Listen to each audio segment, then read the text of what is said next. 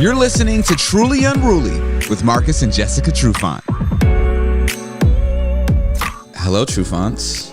What's up, sir? What's up? How are you guys doing? Doing well, my brother. How are you? Good. Is that a delicious mimosa? It is, and it has peach juice and orange juice in it. So what would you call that? Is that still a mimosa with Costco Prosecco? I've never had it before, but it's pretty damn good. Shout out to Costco Prosecco. Hey, purple purple label. Yum. All right. Kirkland brand, baby. Do not sleep. We were just at a friend's house, and they had the Kirkland brand, bourbon or the equivalent of Crown Royal. the Costco's Crown? Yeah, and did it have the clear too? Finished. So yeah. Yeah, nice. It's pretty strong. So this week's episode was kind of where we left off of a conversation that we sort of started to have last week. Okay. And it was about marriage expectations. Hey. And the idea of things that society may put in our heads that we are supposed to expect when we get married and things expect too, maybe. Yeah. Maybe it's some of that too. False expectations, etc. Yeah. But so Marriage I have a list of the other. Say that again, Jess. I didn't interrupt you. Marriage is just one false expectation after the other. Jesus, that is dark. So I have a list of expectations for a great marriage. But before we get into the list, I wanted to just ask you guys a question. Based off of, because I always say normal is what happens in a household, so what you're raised around is what you know. Was the idea of how you saw your parents' marriage was how you possibly expected your marriage to be. So like certain examples or certain values and stuff that you could see that your parents set in their marriage. Like when we were younger? Well, yeah. Or as we got older, because either way I didn't really think about it. As a matter of fact, when I was younger, I always wanted a baby, and I really wanted, it's kind of fucked up to say actually, I wanted to be a single mom. I did not want to be attached to no dude. I was like, I'm going to have a baby one day, but I don't want a guy. I'm just going to be a single mom. Well, in hindsight, but you didn't grow up in a single parent household. No, I didn't. Though. Yeah, so that's interesting. That's a little bit different. That is different. Yeah, I've never heard of that. I don't know. That's weird. Somebody break that down, because I don't even understand what that feeling was about. I literally used to think like that. And then, I grew up and started having boyfriends, and then that changed. I might have even thought about that. I don't know. Anyways, weird. Okay, go ahead. I grew up a 2-parent household, though. So now and how I saw marriage is, 2 parents, this is what you do. And the guy, you do anything for your wife or for your lady, and that's just how it works. And that's what I've tried to replicate. You have. So, yeah. I was blessed in that way. Even though I said I wanted to be a single parent, unconsciously, I know I was taking in my parents and their marriage. And it is an example for how we have been and treated each other and wanted to be like and all that kind of stuff. But aside from wanting to be a single, I can't believe Barbie. I just said you that. wanted a Barbie doll. I played a lot of Barbies, and Barbie was a single bitch, right? For a lot of the time. And she had her little kid and stuff. Harsh. So what did Barbie ever do to you? I wanted to be like Barbie. I'm like, fuck a dude. And plus, kid, remember, he doesn't even have a front. So how is he making any babies? God. So anyways, very true. I was going to be a single mom. Yikes. Sorry. Okay. Well, all right. Okay, well, I have another question for you, Jess, before we get into these. Also, as a woman, and let's say outside of, watching your parents, were there things, because, we grew up in the age of MTV and BET and music videos.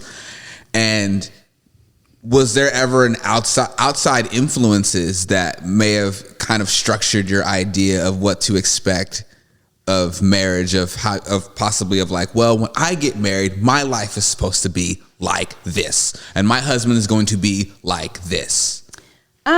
So are you saying basing it off of like MTV and BET? Well, no, just society. So society and the things you're exposed to. Like so BET After Dark? Influences and stuff. Exactly. Right. So the things you see on TV, the movies I was going you to say, watch. things I see on TV, like TV shows. What's a TV show that you were like, oh, yeah, that's how it should be? Because what I'm saying is, why I say BET and MTV is because, as we remember, in the 90s, cable Right. TV was the Wild West. Right. So there was all types of crazy shit on TV. Right. So... Yeah, there were some outside. I wish I could remember specific shows and movies where I was like, yeah. Family Matters. I thought about Family Matters. But Rock. Or was that well, just a character? But Rock, the garbage kind man of. dude, and the oh God, that is so familiar. Rock. Joey. Rock. You don't remember Rock? He was Joey the the trash brother. guy? Yeah. On Family Matters? No, No. not on Which- Family on Matters. which Two show? different shows. What show? What was I don't know if it was called Rock or what not. was a family that you idolized? And it wasn't the was it the Cosby's? Cosbys? Cosby's. I'm in a different world. Well, living single, New York undercover. Well- Martin. Well, here's the thing single over here. Well, the thing about living single, it proved that you could be single, successful, and happy, and then they just ripped that off and created Friends. Very true. Right. Yeah. But yeah, like I definitely know like the examples like the Cosbys and stuff like that Right. that shows that you can be like you can come from there's black educated families exist. Right, you know? right. It was inspirational. Right. But we were younger though, so I don't even know if we were Even processing it that way. Right. absorbing it in that way. Maybe we seen it, but just like you said, you were That's why I was subconsciously like, I want to kind of, I but just want a baby, no dude. right. Yeah. But yeah. So how about you, Kel? Did you have any outside influences that you were like, yeah, this is how I want my family to be? Yeah, I did because I grew up in a single parent household. So my parents got divorced when I was 5. Right. And so I didn't see my dad after that till I was like 18 or whatever. So I had the example of my grandparents, of course, but that's a totally different older generation. So Right. it's a little different.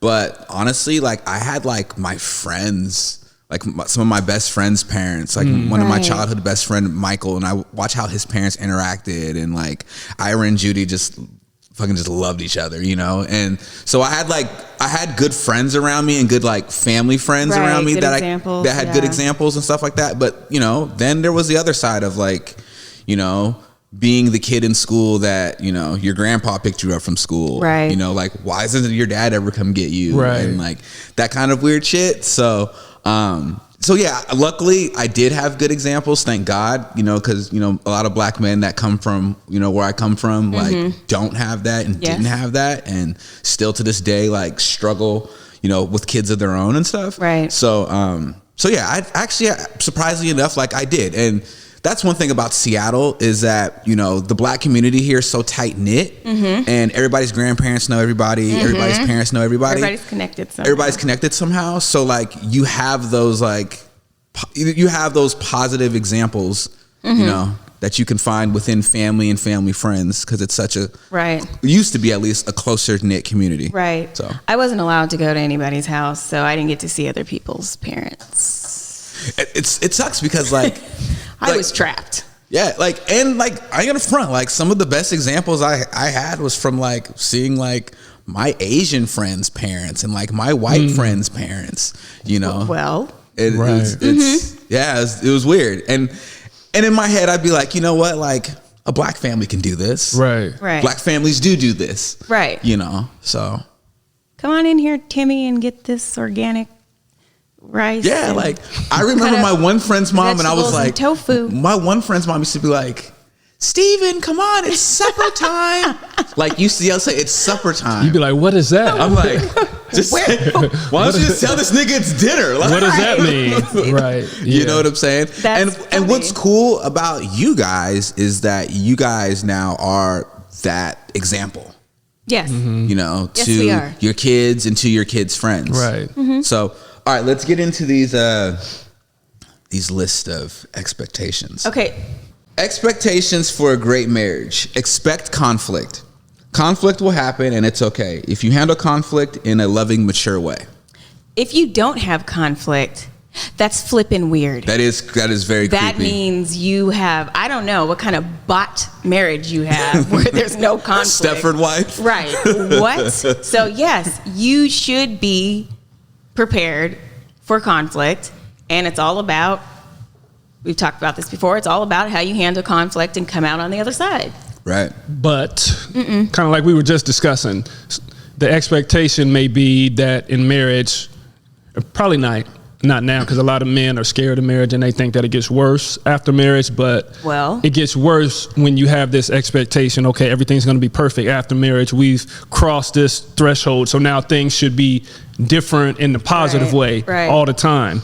But that's not a realistic thing. That's the movies, that's social media, etc. So early on, both parties, male, female, being like, okay, conflict is going to come and this is what we're going to do. This is how we're going to fight fair. Right. You know what I'm saying? Or you work your way through it. And the more conflicts you have, the more resolving skills you learn, and, you know, you just grow that way. Because, you know, there can be quite a few conflicts. But for some people, conflict is like, okay, the marriage isn't working. So this conflict is meaning that we might need to go our separate ways, but that's not always the right thing. And we've talked about this before. So And there's a difference between, you know, conflict and continual bickering.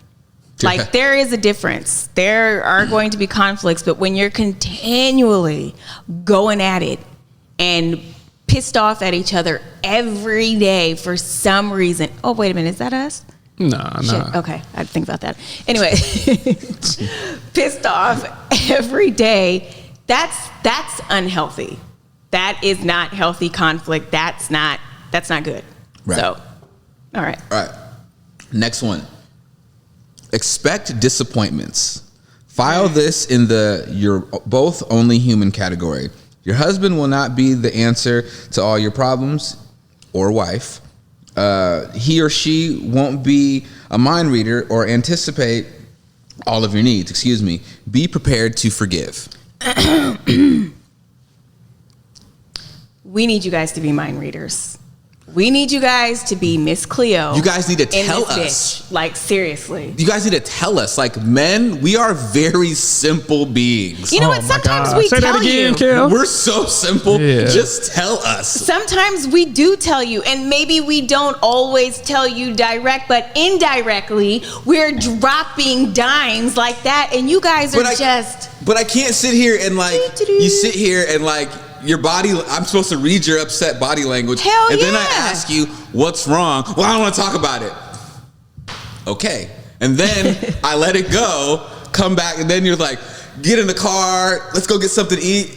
Yo, you're still mad. Well, you don't want to sit here and talk about what's in. I asked you what's wrong, and you said you didn't want to talk about it. But that right there was your cue. There is something wrong. Clearly, and So I don't let want. me And tread I don't. lightly. No, but I don't want to continually. I don't want to irritate you, so I'm just gonna back off. That makes it even worse, I think. I was just about to say that, because that's my thing. See, I think sometimes you want to be, you want somebody to coax it out of you.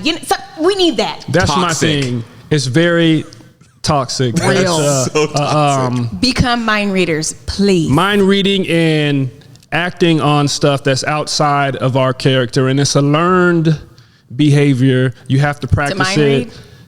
Well, just to read the cues, because I know for me, I'm Completely oblivious oblivious. to a lot of stuff, but I hate Completely. being caught off guard. If I'm just, do it, and then I'm like, I'm getting this stuff just out the blue, and I don't know how to defend myself.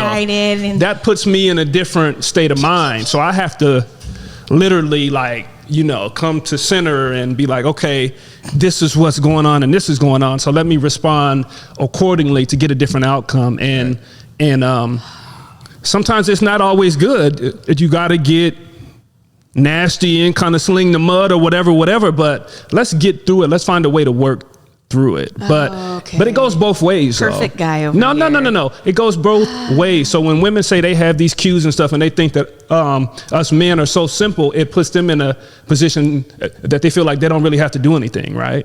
You guys are. Fair. They don't have to do anything because we're so simple. When A, B, C, 1, 2, 3, it's just so they just kind of push it off to the side. he tells no lies. Well, I may be talking about me and Jess. I may not be. Well, but that's no my lies. truth. That's my truth. That's where I'm at. So Yeah, because well, y'all need to be a little bit more complex, okay? I can't. But if it's so simple, it should be easy. it should be easy. Because the thing is, if it gets more complex, it turns into the emotional roller coaster, and it starts doing all this. And, Well, sometimes we need that. We need that sometimes. We need that emotional roller coaster. We need that. Sometimes you're so simple that you are That's void what I'm learning. of everything. Yeah, but I think, and this is no knock on all women. All or guys women, aren't simple. But all I'm saying is, I'm gonna sign on to that too, Kel. Yeah. Not all women. Not all women. Right. But y'all need to find some healthy outlet to deal with that, because it's not fair. It's not fair, and it's toxic as shit. I'll say this too. That is it. Jess is like, fuck you, Kel. That is not fair. I'm like, It's go ahead, guys. not fair, and it's toxic, but it forces us to Seriously. open up and to express, because we shut down and we don't want to ruffle no more feathers. It's already going bad, so I'm gonna just take a step back. But sometimes Sometimes it's not. that it's okay to get involved, and the shouting and maybe the back and forth is okay because you work through it. The shouting. Or the aggressive talking. Excuse me. But yeah, you know what I'm saying. Okay, all right, here's the next one. This is funny. Expect to be annoyed. Be ready for the habit of his or her that you found so adorable while you were dating to become annoying. But remember this, there are things you do that likely annoy he or she too. Nope. You don't ever think you annoy your husband at all? Well, it took me a long time to realize that he was annoyed by me, because of course I'm too busy. I'm annoyed. And the thing is, you don't really expect to be annoyed. That's something that's kind of, I don't know. Did you think so? It's kind of like, oh. I'm going to just let you finish your statement. What? Because this hurts. So go ahead. That's what I was going to say. And then you feel guilty. Literally, you feel guilty when somebody's so annoying. I always talk about when Marcus is chewing and shit, and little small things. And then it's like, should I really be that annoyed over that shit? Yes. But yeah, no, I'm not annoying. What? Would you like to, your rebuttal, sir? So when it comes to being annoying and doing little stuff like that, and again, being blindsided, coming up to the room and eating and not knowing that that's just a dagger to your soul. You know what I'm saying? So I've took the liberty, I go in the bathroom, I eat downstairs in the dark. You know what? You're At really night. playing the victim Can I right finish now. that? My God. Somebody Kel, I can't even finish my statement. Somebody get me a violin. Get me a violin. So what I would say is that to be able to find a way to just have it be background noise. There are things you do that, are terribly annoying to me, but chewing a background noise. But I'm just saying in general, I've found a way to put it in this box, and I don't even see or hear the things you do because I put it in this That's not good. box. I know, but wait a minute. Okay, wait. Actually, it is good though, because I got to deal with this. I got to deal with you every single day, 24 hours a day. So if this thing's annoying you and it's bothering you, I need to find a way to deal with that. You know what I'm saying? Change your actions? Yeah, or deal with me being annoying? Change my actions, because it's you and you're not going to change that. I could bring it up. But if it's something you can't change and it's just a part of you, I have to learn how to accept you for who you are. So you're saying your chewing is just a part of you. So you need to learn. When he got in the car, some earphones or some earmuffs or the car's something. not even on. There's no noise. He takes a cherry and immediately starts. I'm like, what is all this? It's a freaking cherry. I was eating around the seed for clarity. I was eating around the seed I was annoyed. And I just felt the energy. I felt some eyes and I was oblivious. I'm getting in the car. I'm driving on. Right. Thank you for getting us some cherry. We're both sharing some cherries out of this bowl. It was still silent. There wasn't even music or nothing. I know, but then I'm like, oh man, I just feel the energy. I'm like burning a hole through your And I started to get mad too, but then I was like, I know where she's at. I know where her energy is. And that annoys me when it's these little things and you kind of get this. I get mad. Thing about you. So instead of starting to fight and be like, why can't you just, or why aren't you this way? I'm just like, all right, cool. Bring on the perfection. So. Right. My God. Thank you. I know, for real. Thank you very much. Thank you. Much appreciated. All right, here we go. Here's the next one. Expect to think you're doing more. You might feel like you're doing more dishes, more laundry, more bedtime reading with the kids. You get the idea. When you start feeling put out and put upon instead of attacking your husband or wife, sit down and calmly express your desire to do your job well and ask for his or her help. Well, that goes back to, we've talked about this a little bit, taking out I think in people's minds, they really feel like they're doing it, like they're doing the most. They're, holding this down and holding that down and holding that down. But really, they're only holding a small portion of it. Okay. I guess it's subjective. No, go ahead. I don't know. I'll let you finish. I'm just saying. God damn it! I'm about to get in trouble. No, it's not like that. I know Marcus, works really, really hard. He does. He works very hard. I mean, he can lay in the bed and make phone calls for his business for hours at a time. Damn. You're still getting work done. You see what a shade or what a salt. You're in the bed. That's why. You're in the bed. She's not in she can't be in the bed, but you're in the bed and you get work done in the bed. Hey, wait a minute. I appreciate it.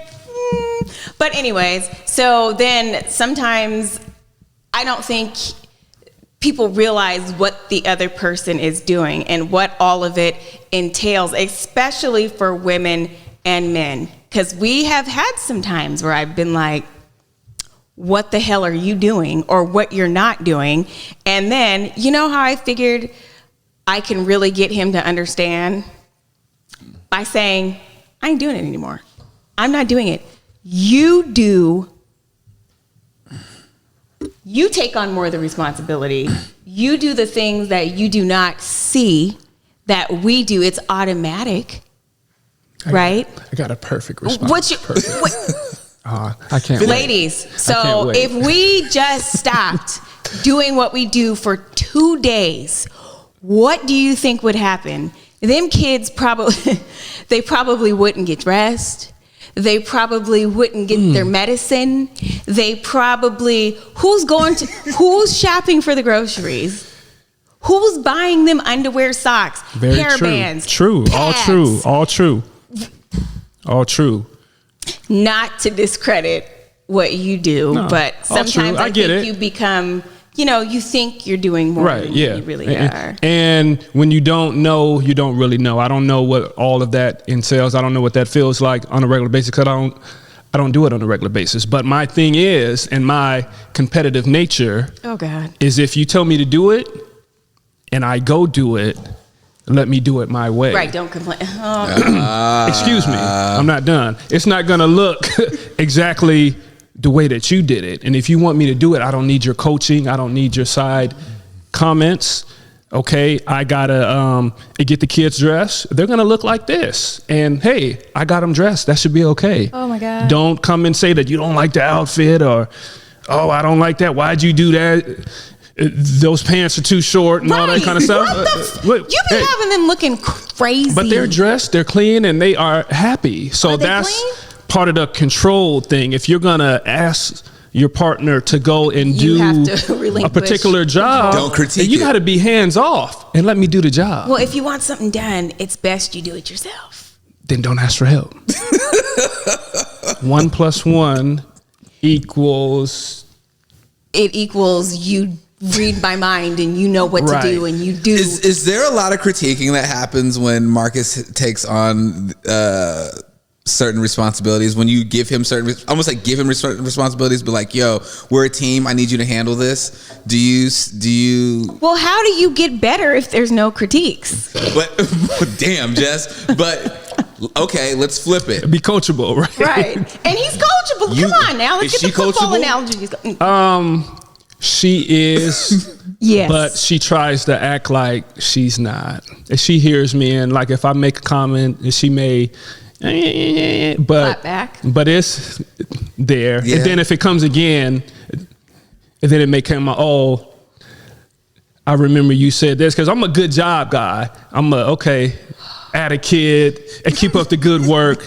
I like to give the pat on the back, You know right? what? I think your perfection So- is annoying. I think I No, figured that out. no, That's annoying as fuck. no. So I like to do it, even if I'm doing it like in a joking way. But I do it, and she's like, "Oh yeah," because I remember you said this, and even though at the time she tried to act like she didn't want to hear me or anything, so she's coachable. It's yes, marinating, right. right? Yeah. So she's coachable, but you're definitely expecting to get some flame fired back. Yeah, but I'll tell him to do something, and I'll pretty much follow him and breathe down. I wear his the flame neck retardant, while though. he's doing it. I mean, it doesn't you wear bother a me. flame retardant. not a lot. Over time, it may bother me, but I know kind of where we are in our different type of personalities. Right. Does Takes work. it bother? And this is the question for both of you. Does it bother you more when, like, let's say you correct her or you correct him than it is from hearing it from someone from the outside? Does it bother you more hearing it from your spouse? It depends on what is being corrected. Okay. But so, yeah, I don't like being corrected in general. Right, but So outside or inside, I am probably pissed or annoyed or bothered. But certain things that he will correct me on, I would probably take it better from outside. From the outside. Like, gotcha. as soon as I hear the correction coming, I'm like, oh, Is it- 3, 2, 1, here we go. Is it because coming from your spouse, it may come off more condescending because it's from your spouse? Yes, and because a lot of the time it's true. So it makes me even more mad. Like from the outside, sometimes I can be like, oh yeah, whatever, I'm not listening to you. But when it comes from your spouse who really and truly knows you, Right. you can get a little irritated. You get a little pissed off. Like, don't come at me like that. You know, Right. You don't know what you're talking about. And deep down, you're like, oh. Pretty simple for me, yes. It's definitely times 10 coming from my spouse. Yeah. Outside influences don't so much move me. I listen to them, and of course I can react to them, but corrections and critiques from my spouse put me in a different space. It could be anger, it could be hurt, Sore loser. it could be pissed, yeah, that too. But I'm a reaction guy. If you give me something and I'm like, damn, okay, I'm pissed, I'm angry about it, I go into my bag and I'm looking to, I got to fix it, I got to make it right type thing. Or I got to prove to you that I can do this. Now here's my last question that has to do with He's that. up for sale. Does anybody want somebody who is just perfect and will just go back inside and reflect and self-reflect and so shit? Look, here's my last question that relates to that, and this is the do the work part. How do you guys fix that? How do you make that better so when your spouse does correct you, it doesn't feel like correction's punishment? Well, what I do, is I'm still working on it. just give it time and try not to take it personal. That's the overall thing for me is I used to take a lot of stuff personal. I still do, but You have the most politically correct answers. I just try not to take it personal. I just let it roll off my shoulder. No. Try not to take it personal is a real thing. Just because you are correcting me, it doesn't mean that you don't like me as a person. You don't like me as a husband. You don't like me as a father. To take it to those levels are a bad space because that's what the argument is. I'm going to defend myself. I'm going to defend that because I know I'm good in those spaces. I take it personal. So I need to just take it as a simple correction. These are things that aren't to my liking. So I need to find a way to give you what you want. I'm your husband. I'm supposed to give you exactly what you need 99.2% of the time. But let's say the other 0.8. But I just need to be able to hear you. That's the 0.8. That's where I'm pissed off, and I just throw my hands up and be like, I'm not dealing with you. But I mean, I don't think it's PC. I think that's real to be able to take the criticism and be like, okay, I need to look within myself and I need to make it right. It is, because it translates into everything you do. So that is why I don't have a job. Because I feel like you guys have been together. I don't like this, Kale. I feel like I'm spilling my guts and I'm not getting the. You're spilling your like very thought out, correct. No, it's not guts. Thought out and correct. But how do we fix the feeling like it's an attack or feeling angry when we're getting corrected by our spouse? It takes a lot of work. It takes a lot of self-restraint. It takes not taking it personal though is a real thing. That's a real thing. Well, because here's the thing. The reason why I ask this is because you guys have been together for a really long time. Hella. And so I ask you this, and don't make it seem like I'm making you guys sound fucking old, but do you guys feel like you're at a point in your life that you're kind of sort of stuck in certain ways? Or is there still room to change some of those ways?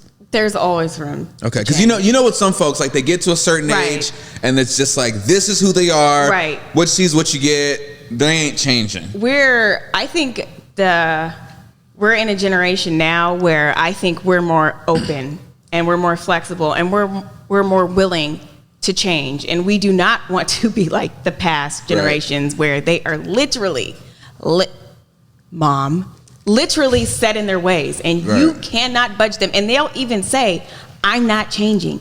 I do that sometimes. Fuck. Nope. Well, we're working on it. What? I do work. I work all the time. I do. It might not always work, but I do try, and I'm aware. And that's another thing. You have to be aware of what you're doing wrong, or you really have to be aware and sensitive to your partner, and that makes you want to work on it. So, all right, we. Oh, please. Interesting. Talked about some marriage expectations. Yeah. He's gonna throw this back in my face. All right, go ahead. I think this was a good conversation, though. I think so too. I think, for like I said, as long as you guys have been together, it will, help you guys grow. Yeah, I mean, we have 2 arms in the grave right now, so we've been together. Yeah, we've been together for a while. Yeah. I don't, but I don't know about you. But I have 2 arms and 1 leg, actually. the glass is half full over here. I'm just getting started, Karen. Hey. So. Pessimist.